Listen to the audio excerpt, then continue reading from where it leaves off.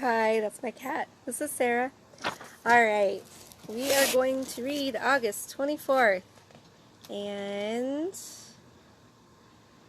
let's do it. Okay.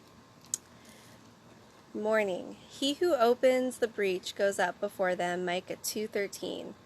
Inasmuch as Jesus has gone before us, things are not as they would have been if he had never passed that way. He had conquered every foe that obstructed the way. Cheer up now, you faint-hearted warrior. Not only has Christ traveled the road, but he's defeated your enemies. Do you dread sin? He has nailed it to the cross.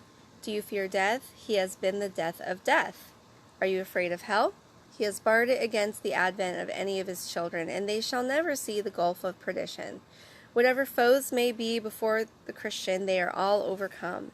There are lions, but their teeth are broken. There are serpents, but their fangs are extracted. There are rivers, but they are bridged or fordable.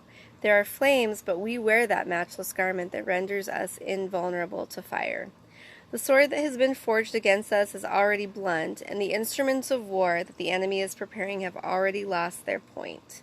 God has taken away in the person of Christ all the power that anything can have to hurt us.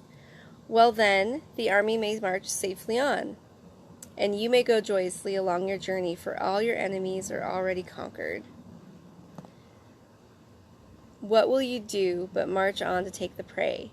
They are beaten, they are vanquished. All you have to do is share the plunder. You shall, it is true, often engage in combat, but your fight will be with the defeated foe. His head is broken. He may attempt to injure you, but his strength will not be sufficient for his malicious design.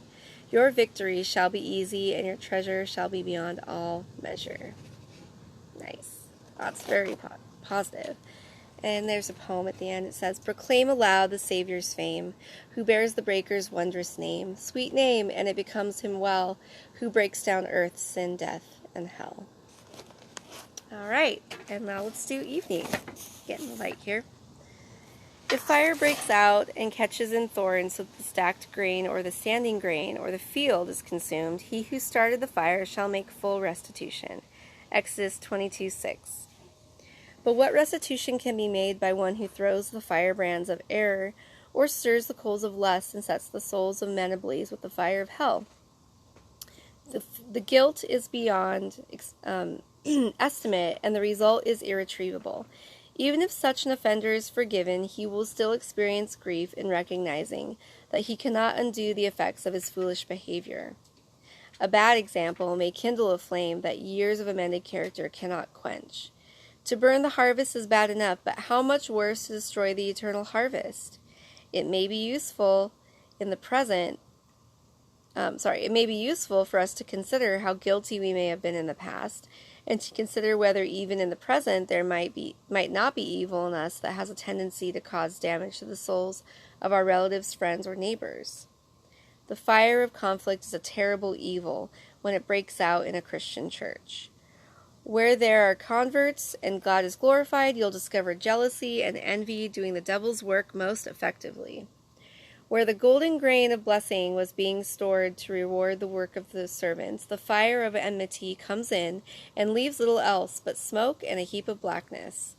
Woe to those by whom offenses come. May they never come through us.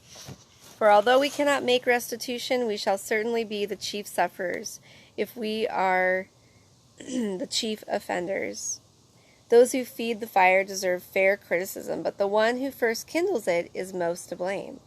Discord usually takes hold first among the thorns, and it's nurtured among the hypocrites and empty professors in the church, and leaps among the righteous, blown by the winds of hell, until no one knows where it may end.